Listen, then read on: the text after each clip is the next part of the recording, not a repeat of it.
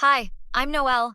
I've been obsessed with marketing since I was 16, when I created a social media campaign for my mom's bakery that tripled her weekend sales. Now, at 27, I've been grinding for 5 years at a small agency. But everyone knows the real action is at Apex Creative. My phone buzzed as I was finalizing my portfolio. A text from Megan. Did you send in your application yet? Want me to look it over?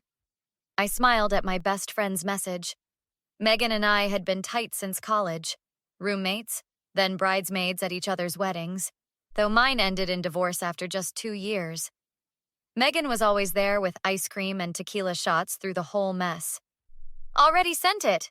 But I could use help prepping for the interview. Drinks tonight? Hell yes! Tony's at 7. Tony's was our spot. Cheap drinks, decent nachos, and the perfect booth in the back where we could talk for hours without shouting over music. Hey, superstar, over here! Megan waved from our usual spot, already nursing something pink with an umbrella. You're not gonna believe it. They called me for an interview at Apex.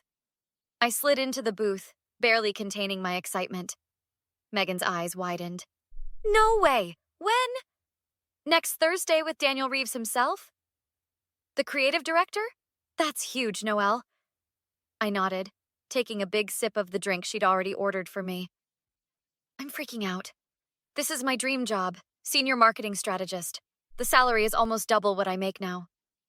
You've been working toward this forever. You've got this. Megan leaned forward. So what's your strategy for the interview? I pulled out my notebook. I've researched everything about their recent campaigns. Their work for CloudStream was brilliant. I want to show how I'd expand on their social approach. Megan reached for my notebook. Let me see what you've got. For the next 2 hours, Megan grilled me with practice questions. She knew the industry almost as well as I did, working at Rivera Marketing across town. You should emphasize your influencer work for Green Eats, she suggested. That's the kind of innovative thinking Daniel loves. You think? I was going to focus on the analytics side.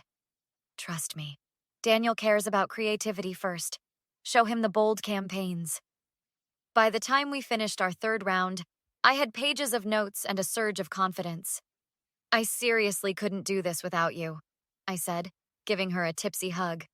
What are best friends for? I'm sending you my lucky blazer. The navy one you always steal. The one that makes my butt look amazing? Exactly. Daniel won't know what hit him. You're terrible, I laughed. Walking home, I felt ready. With Megan's advice and my portfolio, I was going to nail this interview. After years of hustling, my big break was finally within reach. Thursday morning, I arrived at Apex's office building wearing Megan's lucky blazer. Daniel Reeves was waiting in the conference room, his expression already cold. Miss Carter, please have a seat. Thank you for this opportunity, Mr. Reeves. I've admired Apex's work for years. He slid a folder across the table. Perhaps you can explain these emails before we proceed. My stomach dropped. There were printouts from my professional account with subject lines like Apex's overrated CloudStream campaign and why Daniel Reeves is marketing's most overrated CD. I never wrote these. They came from your account 3 days ago. There's also this charming message about poaching Apex's clients. The interview lasted 12 painful minutes before Daniel stood up. I think we're done here. Outside, I called Megan. Voicemail. My phone buzzed with a text from Alicia in Apex's HR. What happened? Daniel said worst interview ever. BTW, your friend Megan just applied for the same position this morning. Weird timing. I drove straight to Megan's apartment. Hey, how'd the interview go? Like you don't know. You applied for my position right after sabotaging my interview.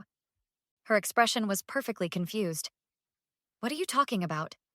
Someone sent horrible emails about Daniel and Apex from my account. Then you magically apply this morning?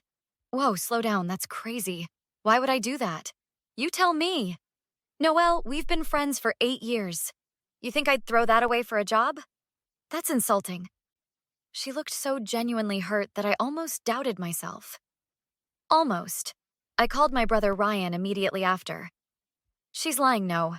Remember when she accidentally told Jake about that guy during your separation? Come over. I'm calling Jessica too. An hour later, we were at Ryan's place. "Those emails had to be sent from somewhere," said Jessica, my IT security specialist friend. "Did you check your sent folder?" "They're not there. Someone deleted them after sending." "Megan's the only one with access to your laptop," Ryan pointed out. "She was at my place last week when I went out for pizza." Jessica leaned forward. "I can check your login history, and if Megan took your credentials, she might have saved them." "How would we find that out?" "Her laptop. We need to check her browser data."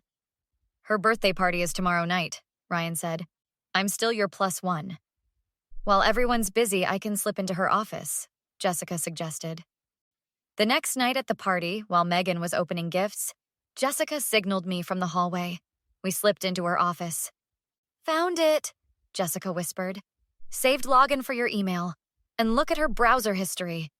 There it was, a search for "how to send emails that can't be traced," and a draft email to Daniel Reeves sent just after my interview.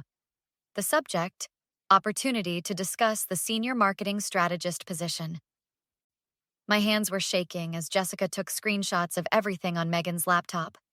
We slipped back to the party just as she was cutting her birthday cake. "Everything okay?" "You disappeared," Megan asked, handing me a slice. I forced a smile. "Just showing Jessica your new bathroom tiles? They're gorgeous." Later that night, I met Ryan and Jessica at my apartment. My coworker Olivia joined us. She'd always seen through Megan's fake charm. "I can't believe I trusted her for 8 years." I paced around my living room. Ryan scrolled through the screenshots. "She's done this before. Look at these emails to her old boss at Rivera about some guy named Marcus." "Marcus Davis?" Olivia leaned forward.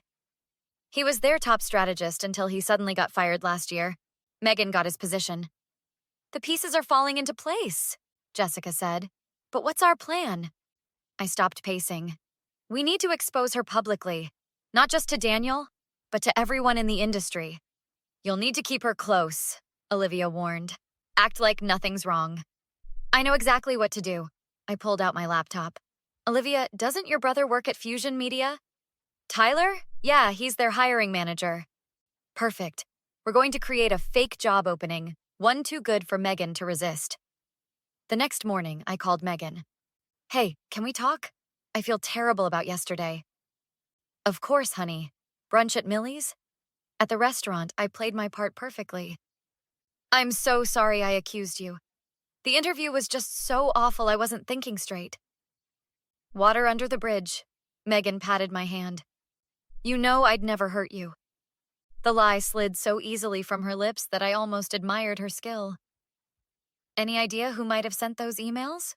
she asked innocently. "Actually, I think it might have been Jake. He's still bitter about the divorce." "That makes total sense. What a jerk." Meanwhile, Olivia and her brother Tyler created a job listing for a marketing director at Fusion Media. Salary higher than Apex's, with a signing bonus. "Megan won't be able to resist," Olivia said as we finalized the bait. Jessica kept digging into Megan's past. "I found 3 other instances where she sabotaged colleagues.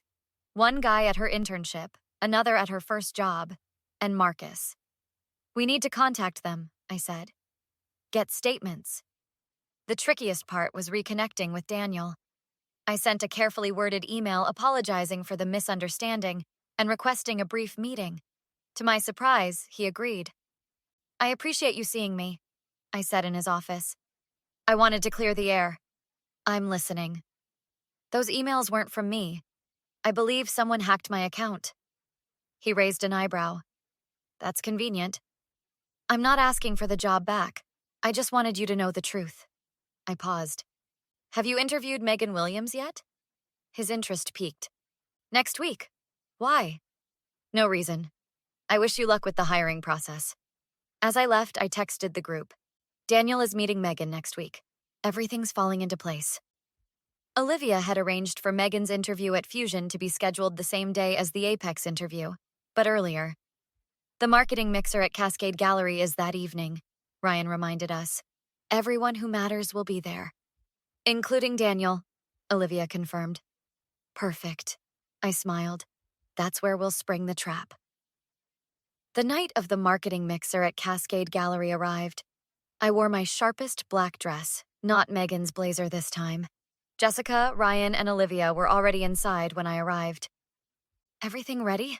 I whispered to Jessica. "Laptops connected to the main display. Tyler has the Fusion offer letter. Marcus and the others are by the bar." Olivia nodded toward the entrance.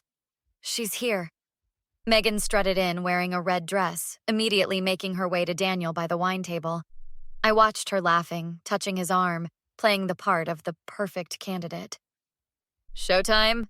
Ryan squeezed my shoulder. I approached Daniel and Megan. Her smile faltered when she saw me. "Noelle, I didn't know you'd be here. Wouldn't miss it. How did your interviews go today?" "Interviews? Just the one at Apex." I tilted my head. "Not Fusion Media?" Daniel looked between us. "You interviewed at Fusion today as well?" Megan's eyes darted. Well, it was just exploratory." "Funny, because I have your signed offer letter accepting the position an hour ago." I pulled out the document Tyler had forwarded me.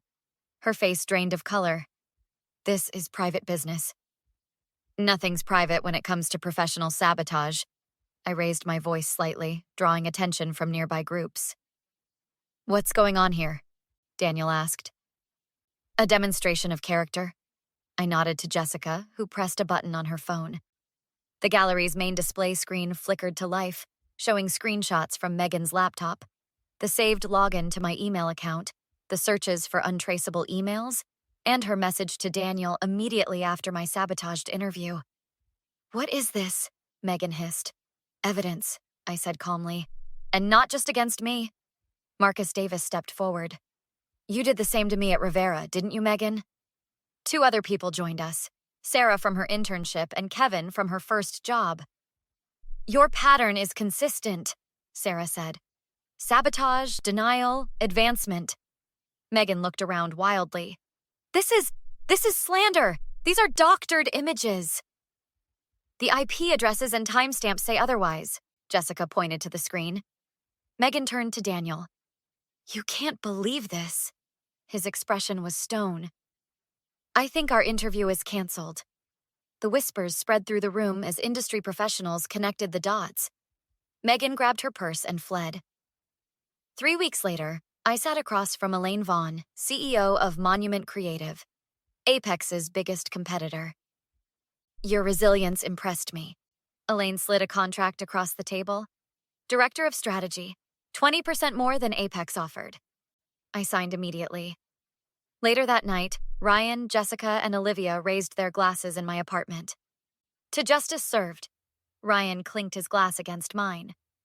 "And a serious upgrade in both job and friendships," Olivia added. "Any word about Megan?" Jessica asked. "Last I heard, she's freelancing. Nobody will hire her after what happened. Rivera fired her when they found out about Marcus." "Karma's a beautiful thing," Ryan grinned. I looked around at my real friends. Know what's even better? Finding out who truly has your back? 6 months later, I led my team to win the industry's Innovation Award. The same night, I spotted Megan working as a server at the gala. Our eyes met across the room. I raised my trophy slightly, smiled, and turned away to celebrate with my team. The sweet taste of success was all the revenge I needed. What would you have done if you discovered your best friend of 8 years deliberately sabotaged your career? Was Noelle's public takedown justified, or did she go too far? Would you have confronted Megan privately instead? Share your thoughts in the comments below. If you enjoyed this revenge story where karma finally caught up to a toxic friend, hit that like button and subscribe for more stories like this. New uploads every day.